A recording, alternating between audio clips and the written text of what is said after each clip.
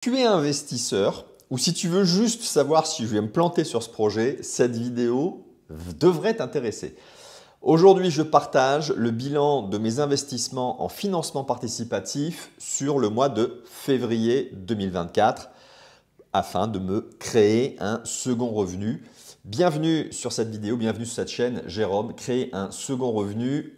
Je vais te partager précisément quel est mon objectif ou te le repréciser si tu n'as pas regardé la vidéo du mois de janvier.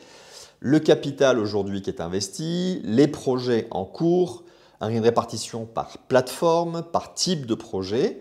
Du coup, quelles sont les rentes que j'ai générées, enfin que ces projets-là m'ont généré en février 2024, la rentabilité moyenne et surtout les leçons parce que je ne me suis pas planté, mais il y a quand même des difficultés. Donc justement, ça sera l'occasion de te les partager. Et si tu es intéressé par ce type d'investissement, toi aussi, de pouvoir apprendre avec moi par mes erreurs, par mes expérimentations et puis par mes réussites.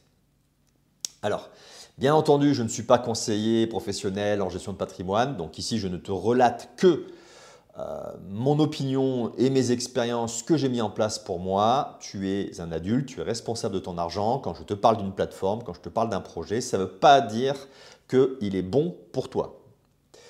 Alors, mes objectifs. Petit rappel, mon objectif d'ici septembre 2024, c'est de me générer 3 000 € net par mois. Tu as un petit lien qui apparaît en haut à droite ou que tu retrouves dans la description de cette vidéo YouTube où il y a une vidéo où j'explique le capital que je pense mobiliser, que je compte investir afin de me générer ces 3 000 € net par mois. Avec une stratégie d'investissement en financement participatif et une gestion du risque en multipliant les projets, en multipliant les plateformes et en multipliant les zones géographiques. Alors, mes objectifs, ce sont les objectifs. Tu as ici le détail dont, alors ce que j'appelle remboursement, ce sont les rentes. Est-ce qu'au mois de février, j'ai eu 150 € de rente? On va voir ça. Je te dis tout de suite que non, on n'y est pas encore, mais c'est mieux que le mois dernier, un peu. Allez, je te montre ici le détail, mais bon, ce détail n'a pas trop d'importance puisque je vais le resynthétiser dans les plateformes, dans les planches juste après. Alors, j'ai investi aujourd'hui sur 18 projets différents, toujours comme le mois dernier, grosse exposition à la plateforme Heavy Finance, on en parlera juste après, le type de projet, qui a des super rentabilités, très bonne rentabilité, donc du coup ça m'a poussé à investir en priorité sur Heavy Finance. Certains projets remboursent les intérêts et le capital tous les mois ou tous les trimestres, donc idéal à mon sens pour me créer une rente. Mais on va voir que si on veut de la bonne rentabilité, il faut accepter des inconvénients. On en parle juste après.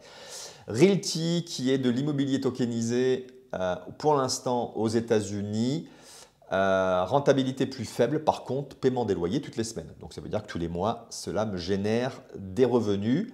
Ensuite, Tudigo, j'ai fait un projet, j'ai testé, voilà, Tudigo, Upstone, bien prêté, les entrepreneurs et Reinvest24, mais qui ne représente rien. Tu vois à peine le trait sur la vidéo puisque c'était le premier investissement il y a un peu plus d'1 an et demi.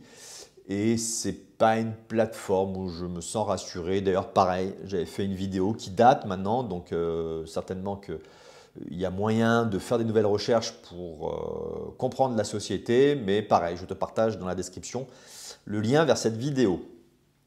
Alors, 16 000 € investis, tu l'avais déjà dans la plateforme précédente, dans la planche précédente.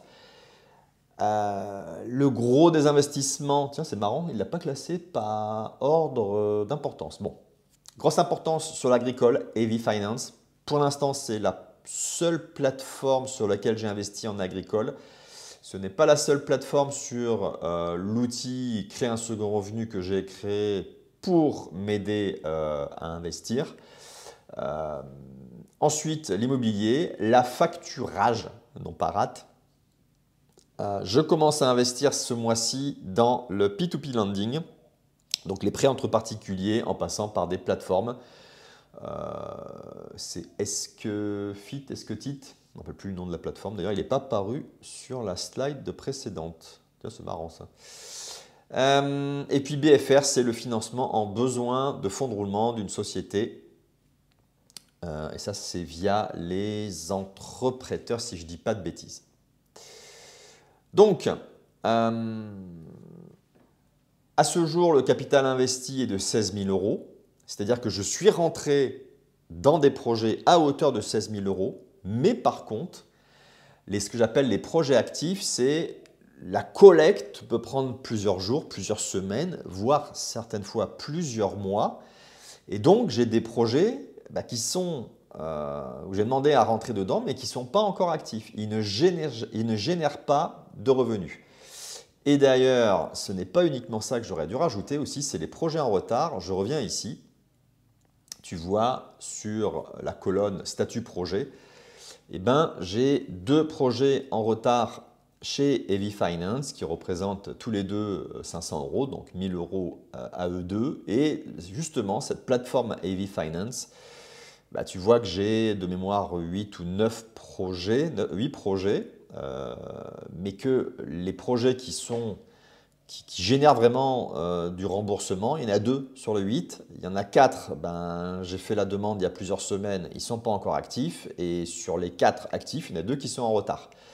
Donc, très bonne rentabilité sur Heavy Finance, mais ça veut dire qu'il faut accepter ce délai. J'en reparlerai un peu pendant les leçons. Il faut accepter ce délai de mise en route des projets. Alors, ce n'est pas spécifique à Heavy Finance, mais chez Heavy Finance, ce délai est particulièrement long. Chez Realty, j'ai juste un projet qui est en attente maintenant depuis quasiment un mois. C'est un projet d'investissement au Panama et je pense qu'ils vont l'annuler. Donc, je devrais récupérer le capital que j'ai essayé de mettre dedans. Alors, je reviens ici. Alors, voilà, les remboursements au mois de février. Donc, au mois de janvier, j'avais récupéré 71 euros. Là, avec tout ce que je viens de te raconter précédemment, j'arrive péniblement à 76 euros. Donc, la rentabilité, elle n'y est pas. La rentabilité totale, c'est-à-dire les 76 divisé par les 16 000 euros, elle est de 5,74% brut. Je te parle de brut, donc il faut enlever la flat tax à la fin de l'année. Et puis, si je ne prends que les projets actifs, bon, j'augmente un peu ma rentabilité à 9%, mais je me suis très loin pour l'instant. Si je veux à 3 000 euros avec un capital d'un peu plus de 300 000 euros, c'est-à-dire qu'il faut que j'atteigne en brut les 15% de rentabilité, j'en suis très loin. Donc, c'est ça que je voudrais te partager. Te montrer que oui, je suis très loin de mon objectif. Au mois d'avril, je te montrerai le capital que je souhaite investir. Donc, il va devoir augmenter considérablement par rapport à celui de mars parce qu'il faut que je prenne en compte cette rentabilité qui tarde à démarrer, en particulier chez Heavy Finance, parce que ce délai d'activation des projets est long, beaucoup plus long chez Heavy Finance que dans les autres plateformes. Par contre, il y a une super rentabilité, donc ça ne veut pas dire que je vais arrêter, mais c'est-à-dire qu'il va falloir que je privilégie d'autres plateformes qui seront avec une activation des projets plus rapide, tout en continuant à investir sur Heavy Finance sur des projets carbone, certificats carbone, qui sont entre 20 et plus de 30% par an. Donc, j'accepterai d'avoir éventuellement un délai de 1 mois d'activation.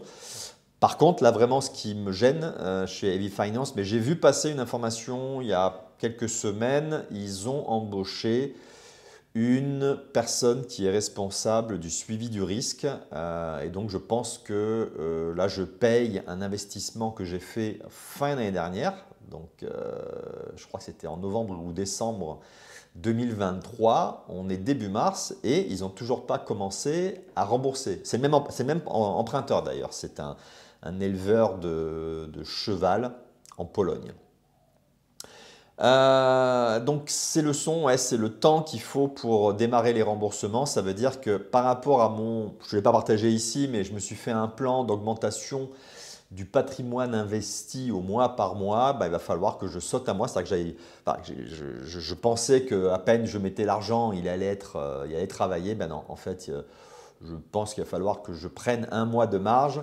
Donc, il va falloir que j'augmente considérablement chaque semaine le montant que j'investis afin d'atteindre plus de 300 000 euros d'ici septembre 2024. Ce que je t'invite à faire maintenant, c'est toi de me dire ce que tu en penses. Si tu es investisseur, qu'est-ce que tu me conseillerais? Est-ce qu'il y a des plateformes qui… Tu vois, si tu as compris que moi, ce que je voulais, c'était créer de la rente. Donc, est-ce qu'il y a des plateformes que tu me conseillerais? D'autres que j'utilise et que voilà, tu me dis non, toi, tu as eu des mauvaises expériences. Enfin bref, voilà, démarrons une discussion. Et puis, si tu veux t'intéresser, si tu t'intéresses au financement participatif et comment, globalement, hein, c'est même pas que au financement participatif, je t'invite à regarder cette vidéo qui apparaît là. Elle explique pourquoi aujourd'hui je mets le focus sur le financement participatif, donc crowdfunding, crowdlending, pour me générer une rente malgré les risques de retard, de défaut et de temps d'amorçage des projets.